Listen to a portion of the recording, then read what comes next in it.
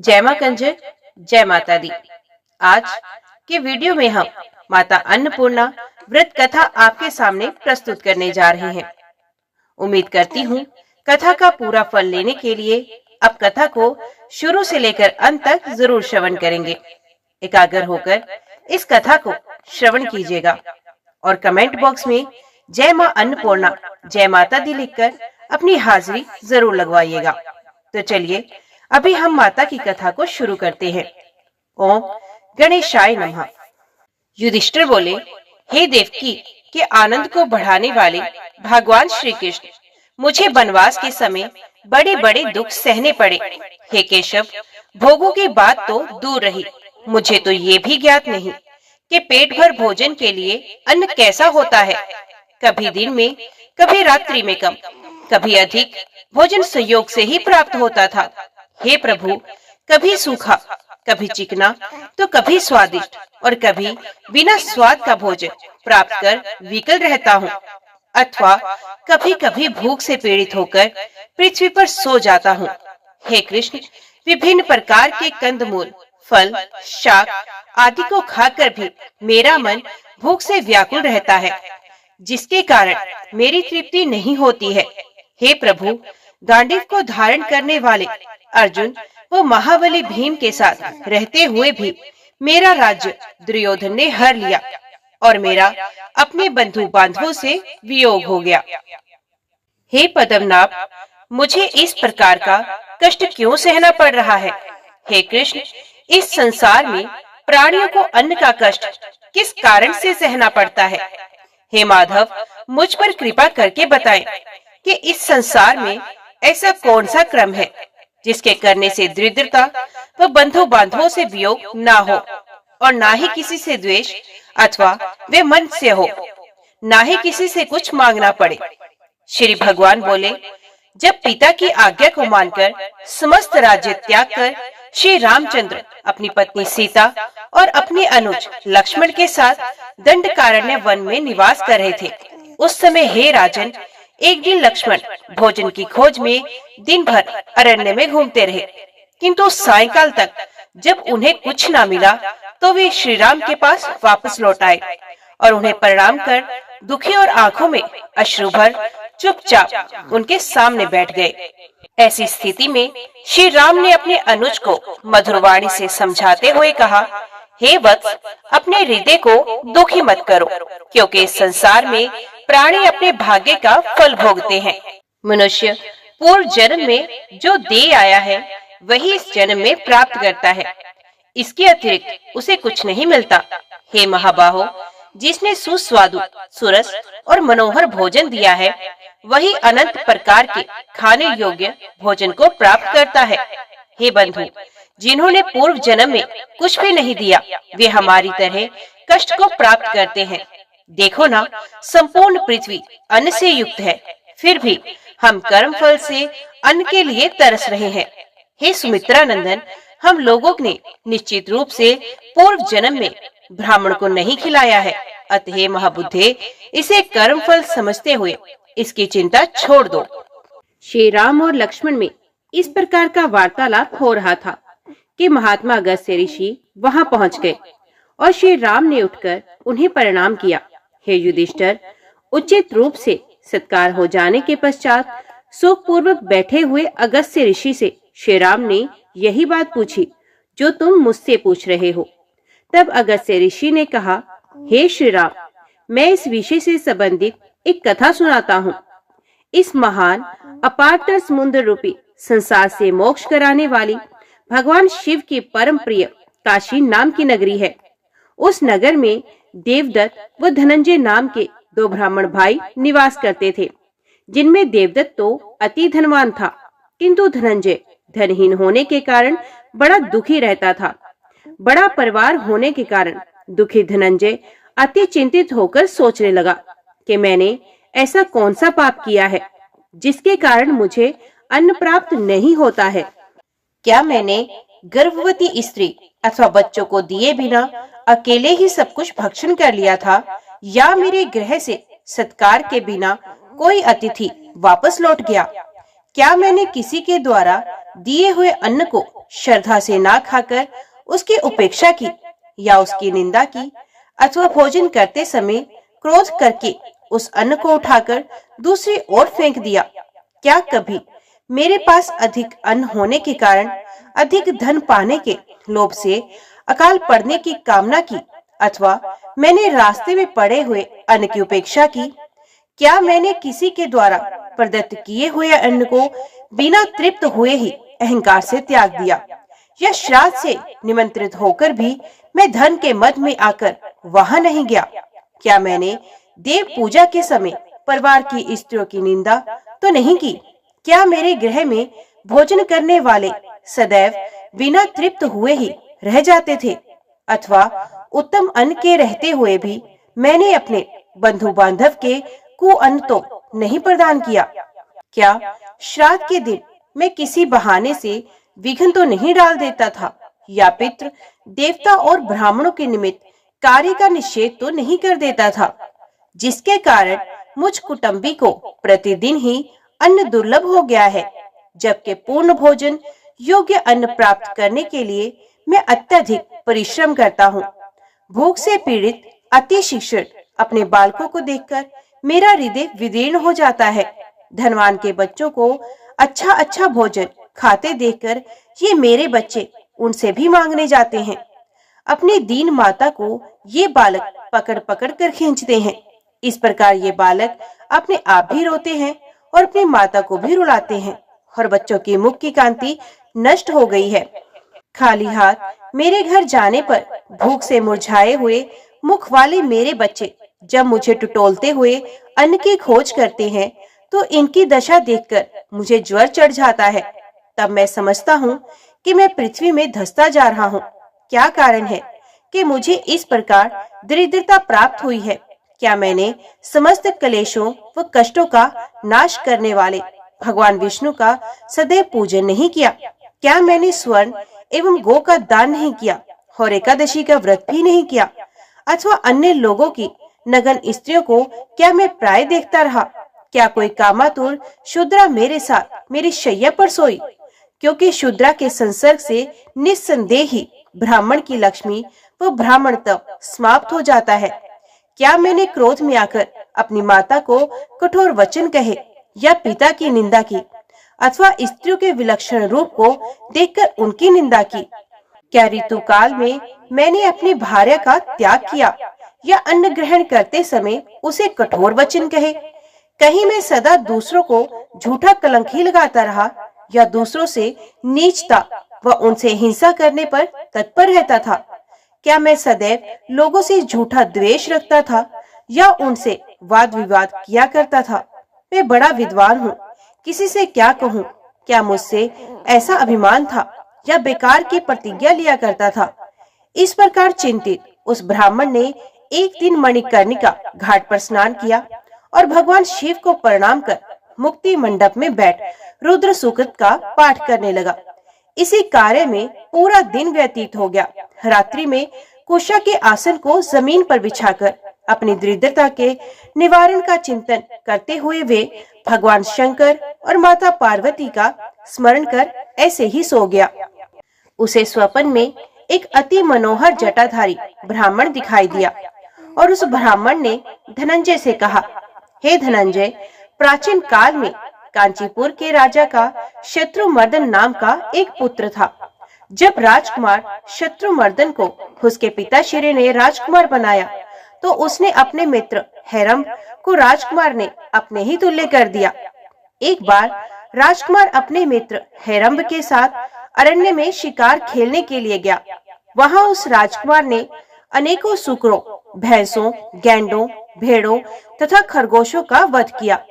अति प्रसन्न हो अपनी सेना के साथ वे राजकुमार शिकार कर रहा था, तो वहां पर्वत के समान अति भयंकर एक सूकर उसे दिखाई पड़ा।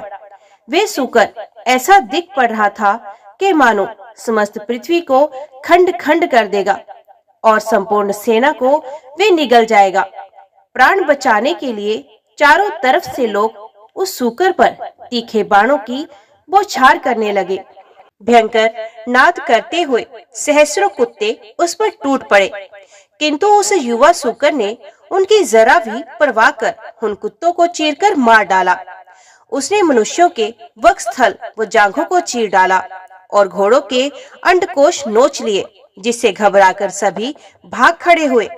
भयंकर कोलाहल को सुनकर राजकुमार शत्रुमर्दन भी वहां आ गया और उसने सूकर पर अति वेग वाले पूंछ से युक्त बाण चला दिया, किंतु वे सूकर उस बाण की परवाह किए बिना राजकुमार के घोड़े पर झपटा, जिससे भयभीत होकर राजकुमार का घोड़ा अति वेग से भागा। राजकुमार ने पीछे की ओर मुख कर उस सूकर को पुनः तीव्र बाण से मारा। राजकुमार शत्रुमर्दन के इस शस्त्र से घायल हो वे सूकर भाग गया। तभी राजकुमार ने तेज धार वाले खड़क के साथ उस सूकर का पीछा किया। जिस गति से वे सूकर भाग रहा था, उसी गति से उसका पीछा अति तीव्र गति के घोड़े के बिना नहीं किया जा सकता था। अकेला हिरंब ही राजकुमार शत्रुमर्दन के पीछे गया। इसका कारण ये था कि उसका घोड़ा भी राजकुमार के घोड़े के सदृश गति वाला था। राजकुमार ने लगभग 100 योजन की दूरी पर जाकर उस सूकर को मार डाला तथा घोड़े से उतरकर उसकी कसी हुई जीन को खोलकर उस घोड़े को भ्रमण करवाने लगा। इसी बीच हिरंब वहां आ गया और घोड़े से उतरकर उसने शत्रुमर्दन के घोड़े को पकड़ लिया। कुछ क्षण विश्राम करने के उपरांत भूख प्यास से व्याकुल उन दोनों वीरों ने कुश व समिधा के संचय के लिए जाते हुए किन्हीं मुनि से जल के लिए पूछा। मुनि उन्हें अपने आश्रम पर ले गए और वहां उन्होंने अपनी थकान को दूर किया। जब उन्होंने स्नान करके जल पिया, तब मुनि ने उन्हें खाने के लिए सावा का सत्तू दिया।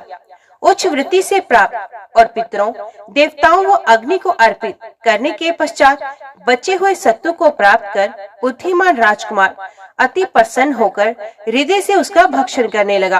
किंतु वे राजकुमार का मित्र हिरंब, जिसने कुछ दिन पूर्व ही विशाल संपत्ति प्राप्त की, जिसके कारण वे अति गर्वित हो चुका था, ज्यों ही उस सत्तू को खाने बैठा तो उसने अपनी नाक भोंककर सिकोड़कर उस सत्तू की निंदा करते हुए थोड़ा सा खाया और कहा कि इसमें स्वाद नहीं है, और उस सत्तू को धरती पर बिखेरने लगा। अंत में उस मूर्ख ने उस सत्तू को छोड़ दिया, किंतु राजकुमार शत्रुमर्दन ने धरती पर बिखरे हुए सत्तू को उठाकर खा लिया। इतना ही नहीं, बचे हुए सत्तू को जल में घोलकर वे पी भी गया। इसके पश्चात विश्राम करके मुनि से जाने की आज्ञा मांगी। इस प्रकार राजकुमार अपने मित्र हिरंब के साथ अपने नगर आ पहुंचा। इतना कहकर जटाधारी ब्राह्मण ने कहा कि जो तुम्हारा भाई देवदत्त है, वही उस जन्म में राजकुमार था। उसने जो धन धान्य से युक्त होकर कण कण के द्वारा निर्मित मुनि से दिए गए सत्तू का उपयोग करने से काशी नगरी में जन्म लिया, तथा कण कण से निर्मित मुनि के द्वारा दिए गए उसी सत्तू के अनादर को दोष से वही हिरंब, तुम देवदत्त नाम के ब्राह्मण हो, जो अति दरिद्र होकर इस पृथ्वी पर इधर उधर घूम रहे हो। इस प्रकार जो लोग अन्न का अनादर करते हैं, वे सदैव दरिद्र रहते हैं। उन्हें कभी भर पेट अन्न नहीं प्राप्त होता और वे हमेशा दुखी रहते हैं। इसलिए बुद्धिमान मनुष्य को बिना स्वाद के अन्न को भी अमृत की तरह ग्रहण करना चाहिए तथा ब्राह्मण को प्रतिदिन अत्यंत अच्छे अन्न का दान देना चाहिए। इसलिए हे ब्राह्मण, तुम श्रद्धा से अति उत्तम अन्नपूर्णा का व्रत करो। ऐसा करने से तुम्हें अन्न का दुख कभी नहीं होगा तथा अच्छे लोगों से तिरस्कृत भी नहीं होगे। स्वप्न में किसी ब्राह्मण के द्वारा कही गई इस बात को सुनकर उस ब्राह्मण की नींद उचट गई और ये व्रत करने को उत्सुक हो गया। वे वृद्धों से और धार्मिक जनों से अन्नपूर्णा व्रत के विषय में मालूम करने लगा तथा अनेक ग्रंथों में अन्नपूर्णा व्रत का पता लगाने लगा, किंतु कहीं भी उसे अन्नपूर्णा व्रत की विधि प्राप्त नहीं हुई। अन्नपूर्णा व्रत की विधि पता लगाने की उत्सुकता से वे ब्राह्मण पृथ्वी पर इधर उधर भ्रमण करने लगा। इस प्रकार अनेक तीर्थों का विचरण करते हुए वे असम की ओर चला गया। उसने बड़ी श्रद्धा से भगवती कामाख्या का पूजन किया और उसी स्थान पर तालाब के उत्तरी तट पर, जहाँ अनेक प्रकार के वृक्ष थे, इधर उधर घूमने लगा। वहाँ पर उसने दिव्य रेशमी वस्त्र धारण की हुई अति सुंदर नेत्रों से युक्त स्त्री समूह को देखा, जो भगवती कामाख्या की पूजा कर रही थी। उनके निकट जाकर उस ब्राह्मण ने विनय के साथ पूछा, हे साध्वी देवियों, ये आप कौन सा व्रत कर रही हैं? इस व्रत की क्या विधि है? इसका क्या फल है? और ये अति उत्तम व्रत किस समय किया जाता है? तब उन स्त्रियों ने कहा, हे विप्र, श्रद्धा व भक्ति से अपने हृदय को एकाग्र कर ध्यान से सुनो। सच्चिदानंद परमेश्वर की जो शक्ति है तथा एक रूपा होते हुए भी अनेकानेक रूपों में विद्यमान है, जिसने ये संपूर्ण संसार बनाया है। इस समस्त चराचर जगत को शिव शक्तिमय समझो। जो शिव है वही विश्वेश्वर है, और जो उनकी शक्ति वही विश्वेश्वरी पार्वती है। वही शक्ति जब सृष्टि रचती है तो माया पालन करती है, जब संहार करती है तो कालरात्रि के नाम से प्रसिद्ध होती है। उसी अन्नपूर्णा भगवती का सभी प्रकार से शुभ फल प्रदान करने वाला यह अति उत्तम व्रत है। शुक्रवार को प्रातःकाल गंगा अथवा नदी में सर से स्नान कर रेशम का डोरा लेकर रोली से रंग लें। उसमें 17 गांठें चंदन की देवें। इसके उपरांत धूप से उन गांठों की पूजा करें। गांठों में भगवती अन्नपूर्णा की स्थापना करें। 7 ध्रुवा, 10 अक्षर तथा नाना प्रकार की सुलभ सामग्रियों से भगवती अन्नपूर्णा का पूजन करें और कहें, हे माता अन्नपूर्णे, मुझे अन्न, पशु, पुत्र, यश तथा लक्ष्मी प्रदान करें। इसके साथ ही आयु, आरोग्य व ऐश्वर्य प्रदत्त करें। हे देवी, मैं आपको प्रणाम करता हूँ। इस प्रकार से प्रार्थना करके पुरुष दाई तथा स्त्री बाई भुजा में उस धागे को धारण करे और शांत चित्त से कथा सुने। कथा के अंत में 17 हरे धान के चावल व दुर्वा लेकर ये 16 वाक्य कहे, हे माता अन्नपूर्णा, आप तो सर्व शक्तिमयी हैं, अत सर्व पुष्पमयी ये दुर्वा आपको अर्पण करता हूँ। आपको नमस्कार है। इस प्रकार 16 दिन तक मां अन्नपूर्णा की कथा का श्रवण करें व डोरे का पूजन करें। फिर जब 17वां दिन आए तो व्रत करने वाले सफेद वस्त्र धारण करें। रात्रि में पूजा स्थान में जाकर धान के पौधों से एक कल्प वृक्ष बनाकर स्थापित करें और उस वृक्ष के नीचे भगवती अन्नपूर्णा की दिव्य प्रतिमा स्थापित करें। उस प्रतिमा का रंग जवा पुष्प की भांति हो। उनके मुखमंडल में 3 नेत्र हो। मस्तक पर अर्धचंद्र शोभित हो, जिससे नव यौवन के दर्शन होते हो। बंदूक के फूलों की ढेरी उसके चारों ओर लगी हो और वे दिव्य आभूषणों से विभूषित हो। उनकी मूर्ति प्रसन्न मुद्रा में स्वर्ण के आसन पर विराजित हो। मूर्ति के बाएं हाथ में अन्न से परिपूर्ण माणिक का पात्र और दाएं हाथ में रत्नों से निर्मित कलशूल हो। कमल वाले पंखुड़ी पर एक कमल पर पूरब से दाहिनी ओर से नंदिनी, मेदिनी, भद्रा, गंगा, बहुरूपा, तितिक्षा, माया, हति, स्वसा, रिपुहंत्री, अनंदा, नंदा, पूर्णा, रुचिरेत्रा, स्वामी सिद्धा, हासिनी अंकित करें। हे देवी, मेरे द्वारा की गई इस पूजा को ग्रहण करें। आपको नमस्कार है। वर और अभय को प्रदत्त करने वाली बंदूक फूल के तुल्य शोभन वर्ण वाली अन्नपूर्णा का आवाहन हाथ में फूल लेकर ही करना चाहिए। हे देव देवेश, भगवान शिव की प्राण वल्लभा अन्नपूर्णा देवी, मेरे द्वारा की गई इस पूजा को स्वीकार करो। तुम्हें हमारा नमस्कार है। उपयुक्त प्रकार से आवाहन कर नंदनाय नमः पादम संप्रयाम इस मंत्र से नंदा देवी को जल अर्पित करें। इसके बाद भगवती उमा को अर्घ्य और आचमन्य प्रदान करें। संसार की माता गिरजा को चंदन तथा मधु पर समर्पित करें और फूल लेकर ये कहे, हे जगत के मंगल को भी मंगल प्रदान करने वाली माता कार्तिकेय की मैया, तुम्हें नमस्कार है। इस प्रकार नमस्कार कर भगवती को धूप, दीप, नैवेद्य, वस्त्र, सिंदूर, आभूषण, तांबूल तथा अनेक प्रकार के सुगंध, सुभाग्य आदि द्रव्य उन्हें समर्पित करें। फिर भगवती को प्रदक्षिणा कर साष्टांग प्रणाम करें और अपनी भुजा से डोरे को निकालकर भगवती के चरणों में रखेंगे। हेमा, संपूर्ण धन संपत्ति को प्रदत्त करने वाली ये डोरा जिसे मैंने धारण किया था, उसका व्रत आज संपूर्ण हो गया। हेमा, इस डोरे को तुम ग्रहण करो। हे माता, तुम तीनों लोगों का लालन पालन करने वाली हो। मैं तुम्हारा दास हूँ, इसलिए माता तुम मुझे श्रेष्ठ वर प्रदान कर मेरी रक्षा करो। फिर अन्नपूर्णा व्रत की कथा सुने। गुरु को दक्षिणा प्रदान करें, 17 पात्रों में पकवान से पूर्ण कर दें, ब्राह्मणों को दान दें, फिर सुहागन औरतों को भोजन कराएं। तत्पश्चात रात्रि में स्वयं भी बिना नमक का भोजन करें और रात्रि में भगवती का महोत्सव करें। फिर पृथ्वी पर साष्टांग प्रणाम कर भगवती से प्रार्थना कर उनका विसर्जन कर दें। फिर इस प्रकार प्रार्थना करें, हे माता, हम लोगों को तुम्हारे चरण कमल के अतिरिक्त और कोई सहारा नहीं है। हे माँ, आप हमारे अपराधों को क्षमा करो और मेरे परिवार पर प्रतिदिन कृपा दृष्टि रखो। कल्प वृक्ष से निर्मित किए गए धान की बालों का उपयोग बीज आदि के लिए करें या स्वयं भोजन करें, किंतु दूसरे को कदापि ना दे। इस प्रकार 16 वर्ष तक अन्नपूर्णा व्रत को करें। फिर 17वें वर्ष उद्यापन कर दे। पूर्वत 17 पात्रों को पकवानों से पूर्ण कर वस्त्र तथा बांस के छतरी से ढक दे। फिर ब्राह्मणों को अन्न व गौ का दान करे।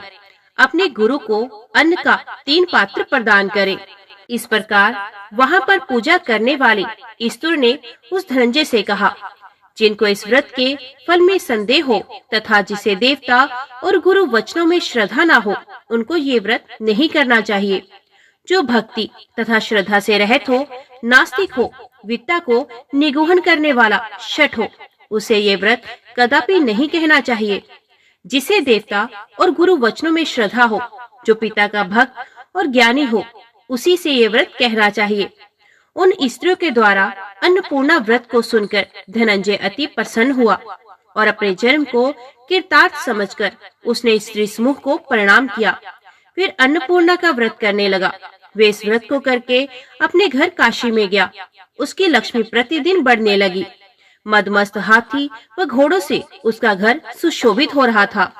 उसके घर में स्वर्ण की सीढ़ियां हो गई, जिनके नेत्र कमल के तुल्य सुशोभित हो रहे थे तथा गले में सोने का आभूषण सुशोभित हो रहा था, जो सुंदर वस्त्र धारण किए हुए थी।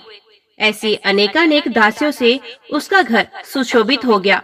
1 वर्ष के भीतर ही वे कुबेर के समान धनवान हो गया और राजकुमारों के सदृश उसके नौकर घर में घूमने लगे। वे ब्राह्मण भी युवा हो गया। उसने अपना दूसरा विवाह कर लिया। प्रथम विवाह वाली स्त्री से दूसरे सुंदर समलंकृत घर में अपनी स्त्री से विषय भोग करने लगा। एक समय उस ब्राह्मण ने अपनी बड़ी पत्नी के घर निवास किया और शुक्रवार को उसने अन्नपूर्णा व्रत के निमित्त हाथ में डोरे को बांधा। फिर भोजन कर वे अपनी दूसरी पत्नी के घर गया और दूध के समान स्वच्छ छैया पर कामातुर हो अपनी स्त्री से संभोग करने लगा। उसकी पत्नी चंचल स्त्री स्वभाव के कारण ने अनेक प्रकार के आमोद प्रमोद के साथ रमण करते हुए उसके हाथ से बंधे हुए डोरे को देख लिया और समझ गई कि मेरी सोत ने वश में करने के लिए इस डोरे को बांधा है। इसी आशंका से उसने ब्राह्मण के हाथ में बंधे हुए उस डोरे को छीनकर दासी के द्वारा आग में जलवा दिया। काम के आवेश में रहने के वशीभूत उस ब्राह्मण को इस बात का पता नहीं हुआ। फिर दूसरे दिन उस ब्राह्मण ने अन्नपूर्णा की कथा के समय अपने दासों से डोरे के विषय में पूछा। जब किसी ने कुछ नहीं बताया, तो उस ब्राह्मण ने एक दूसरा डोरा अपने दाएं हाथ में बांध लिया। पूर्व डोरे को अग्नि में जला देने के कारण उस ब्राह्मण की लक्ष्मी वर्ष के भीतर नष्ट हो गई और वे धनंजय पूर्व की तरह दरिद्र हो गया।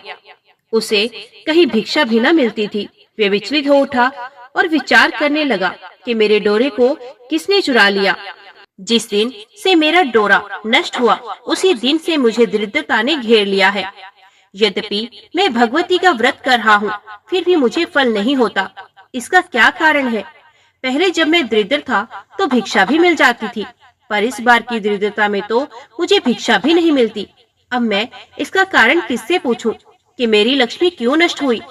इसलिए जो हो, मैं पुण्य उसी देश में चलूं और उसी स्त्रियों से इसका कारण पूछूं। ऐसा विचार कर वे ब्राह्मण उस कामाख्या नगरी को पुण्य चला गया जहाँ उसे ये व्रत प्राप्त हुआ था। वहाँ जाने पर ना तो वे नगर दिखाई पड़ा और ना ही वे स्त्रियां दिखाई पड़ी। केवल घनघोर पहाड़ और जंगल ही वहाँ उसे दिखाई दिए। पक्षी भी वहाँ दिखाई नहीं दिए। मनुष्य की तो बात दूर रही। वे ब्राह्मण चिंता करता हुआ उस घनघोर वन में अकेले भ्रमण करने लगा। वे विचार करने लगा कि जिस पापी ने मेरे हाथ का डोरा ले लिया और मेरे व्रत का विघटन किया, उसे क्या लाभ हुआ? वे सुंदर नगरी कहाँ है? वे देवता व देवालय भी नहीं दिखाई रहा। निश्चय ही ये मेरे भाग्य का ही दोष है कि विधाता ने सब कुछ नष्ट कर दिया। हाय हाय, मैं भाग्य रहित हूँ। केवल दुख पाने के लिए ही स्वर्ग से पृथ्वी पर आया हूँ। अत केवल कष्ट सहने के लिए ही प्राणों को धारण नहीं करूँगा। ऐसा विचार कर वे धनंजय सामने के कुएं में मरने की इच्छा से कूद पड़ा। उस कुएं में गिरने से उसे कोई चोट तो नहीं लगी, किंतु एक प्रकाश दिखाई दिया। वे उसी रास्ते से जाकर एक उत्तम प्रदेश में पहुंच गया, जो अनेक लताओं से परिपूर्ण था और जिसमें अनेक जंगली जंतु घूम रहे थे। उस प्रदेश में मयूर नाच रहे थे। सुंदर पर्वत श्रेणियों से वे विराजमान था। मतवाली कोकिल बोल रही थी और भोरों का गुंजार कर रहा था। फलों से लदे हुए अनेक प्रकार के वृक्षों से और कदली दलों से वे प्रदेश अति सुशोभित हो रहा था। ये देखकर ब्राह्मण आश्चर्य में डूब गया। फिर उसने समुद्र के तुल्य विशाल एक सरोवर देखा, जिसमें कमल खिले हुए थे। हंस, चक्रवाक तथा बत्तख से वे अति सुहावना प्रतीत लग रहा था। बड़ी बड़ी मछलियों के पूंछ के आघात से उठे हुए जल बिंदुओं से वे आकाश के तारागणों को शुद्ध कर देता था। वे तरंग से संस्पृष्ट वायु से गगन को छू रहा था। उसी तालाब के दूसरे किनारे पर उस ब्राह्मण ने अति मधुर गाना सुना। शरद, गांधार, ऋषभ स्वरों में गाया जाने वाला वे गीत बड़ा आकर्षक था। धीरे धीरे उस गाने का पता लगाता हुआ वह ब्राह्मण स्फटिक मणि से निर्मित अति समृद्ध एक भवन के पास पहुंचा। उसमें विदुर मणि की सीढ़ी लगी हुई थी। उस सुंदर भवन के चारों ओर दरवाजा था। वे ब्राह्मण बेरोक टोक उस भवन में गया और उसने मणि से बने एक मंडप को देखा, जिस मंडप के मध्य में स्फटिक मणि के समान देदीप्यमान अत्यंत तेजस्वी एक पुरुष नाच रहा था। वे पुरुष सूर्य की अनेक मणियों से सुशोभित था। उसके मस्तक पर चंद्रमा विराजमान थे और वे जटा धारण किए था। उसके 3 नेत्र थे। अग्नि की ज्वाला निकल रही थी। अनेक प्रकार के आकार वाले पुरुष उसके साथ गाना गा रहे थे। उसके आगे रत्न के सिंहासन पर दिव्य आभरण से विभूषित अति सुंदर एक युवती स्त्री बैठी थी। कपूर, इलायची तथा लवंग से युक्त पान से उसका मुख सुशोभित था। उसका शरीर बंदूक पुष्प के समान रक्त वर्ण का था। सुंदर दासियां उसे मनोहर तांबुल का बीड़ा दे रही थी। सुंदर चवर के चलने से उसके कर्णभूषण इधर उधर डोल रहे थे, जिससे मुख की शोभा और भी बढ़ रही थी। उसका मुख अनेक सुगंधित द्रव्यों से परिपूर्ण था। वे मंद मंद हंस रही थी। दिव्य रूप वाली अनेक सुंदर सखियां उस भगवती माहेश्वरी की सेवा कर रही थी। सहसा स्त्रियों के द्वारपाल ने ये कौन है, ये कौन है, ऐसा कहकर बेंत से उसे आगे जाने से रोक दिया। फिर भगवती की आंखों का इशारा होने पर उसे अंदर ले गया। वे ब्राह्मण उस समय अति भयभीत हो रहा था। उसने भगवती के पास जाकर उन्हें साष्टांग प्रणाम किया और भगवती की कांति से हतप्रभ होकर वहाँ कुछ भी बोलने में असमर्थ हो गया। तब तांबुल देने वाली सखी ने उसे आश्वासन देते हुए कहा, हे ब्राह्मण, तुम संपत्ति की समृद्धि के लिए जिसका व्रत करते हो, ये वही त्रिलोक्य की माता साक्षात अन्नपूर्णा है। ये समस्त दुख व दरिद्रता की विनाशिका है तथा अनेकानेक प्रकार के संपत्ति प्रदान करती है और सृष्टि को स्थिर करने वाले देवताओं के भी देव ये महेश्वर है। यही शिव है और उनकी माया शक्ति अन्नपूर्णा है। हे ब्राह्मण, इस संसार में जो कुछ भी दिखाई पड़ता है वे शिव शक्त्यात्मक ही है। इनकी ये क्रीड़ा देखकर तुम आश्चर्यचकित मत हो। लोकोत्तर महापुरुषों के चरित्र को जानने वाला कौन है? हे ब्राह्मण, तुम इस अन्नपूर्णा व्रत को पुण्य करो, जिसको कामरूप देश में नदी के किनारे सखियों के द्वारा किया जाता हुआ तुमने देखा था। इस व्रत के करने से तुम पुण्य, आयु, लक्ष्मी और श्रेष्ठ संतान प्राप्त करोगे। हे ब्राह्मण, भाग्य के नष्ट होने पर लक्ष्मी इंद्र को भी छोड़ देती है, परंतु अन्नपूर्णा व्रत के प्रभाव से पुरुष को पुत्र, पौत्र तथा धनादि का वियोग कभी नहीं होता। तुम अति भाग्यवान हो। ब्रह्मा आदि से भी दुर्लभ भगवती का दर्शन प्राप्त किया। तब वे ब्राह्मण साष्टांग प्रणाम करता हुआ कहने लगा, हे माता, तुम प्रसन्न हो और संसार के दारिद्र्य दुख का विनाश कर रक्षा करो तथा सभी को पवित्र करो। हे माता, वही कुल तथा शील से युक्त है जिसे तुमने करुणा पूर्वक देखा है और जो अपारतर संसार रूपी समुद्र से संपूर्ण प्राणियों को तारने वाला है। उस भगवान विश्वेश्वर को नमस्कार है।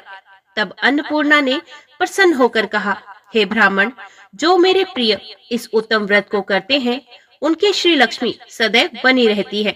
उनके लक्ष्मी का कभी विनाश नहीं होता, उन्हें कभी अन्न का क्लेश कष्ट नहीं होता और ना उनकी संतति का विनाश ही होता है। और जो मेरे इस व्रत को कहेंगे वे राजाओं से पूजित होंगे। वे सदैव धर्मशील तथा गुणों से युक्त रहेंगे और मधुर भाषण करने वाले होंगे। हे ब्राह्मण, मैं कभी उनके घर को नहीं त्यागती जिनके घर में लिखी हुई ये मेरी अन्नपूर्णा व्रत की कथा होगी। उनके गृह में मेरा सदैव निवास रहेगा। हे ब्राह्मण, इस व्रत का अनुष्ठान करो, मैं तुम्हारे ऊपर सदैव अनुग्रह करूंगी। अब मैं काशी जा रही हूँ। विश्वेश्वर के दक्षिण तुम हमारा निर्माण करो। इसके बाद प्रसन्न होकर भगवती ने ब्राह्मण को वर दिया, हे ब्राह्मण पुत्र, दंड पाणी में मेरे अत्यंत प्रिय गण हैं, उन्हें तुम प्रसन्न करो। वे प्रसन्न होने पर सबको अन्न प्रदान करेंगे और जो लोग अन्नपूर्णा के इस व्रत को अनुष्ठान करेंगे वे इस लोक में धन धान्य से पूर्ण होंगे तथा अंत में उन्हें शिवलोक प्राप्त होगा। हे धनंजय, अंत में तुम काशी में जाकर मेरे गण होगे तथा तुम्हारी स्त्री पार्वती सदृश होगी। तदुपरांत वे ब्राह्मण भगवती पार्वती भगवान शिव को प्रणाम कर काशी चला गया और वहां जाकर उसने कल्याण को देने वाला अन्नपूर्णा व्रत किया। हे राजन, उसने अच्छे अच्छे पकवान बनाकर सबको एकत्रित कर दिया, अन्नपूर्णा का अन्नकूट किया। इतनी कथा सुनाकर भगवान कृष्ण ने युधिष्ठिर से कहा, हे राजन, व्रतों में सर्वोपरि इस अन्नपूर्णा व्रत को करके श्री रामचंद्र जी ने भी पुण्य अपनी राज्य संपत्ति प्राप्त की थी।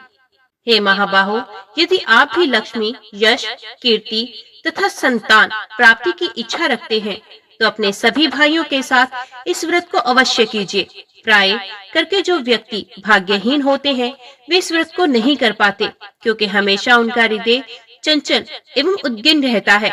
ऐसे लोग किसी की उन्नति भी नहीं देखना चाहते।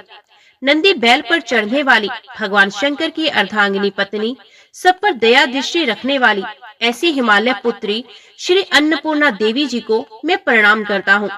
जय माँ कंजक, जय माँ अन्नपूर्णा, जय माता दी। आज की वीडियो में इतना ही। उम्मीद करती हूँ वीडियो आपको पसंद आई होगी। वीडियो पसंद आई हो तो वीडियो को लाइक और चैनल को सब्सक्राइब जरूर कीजिएगा।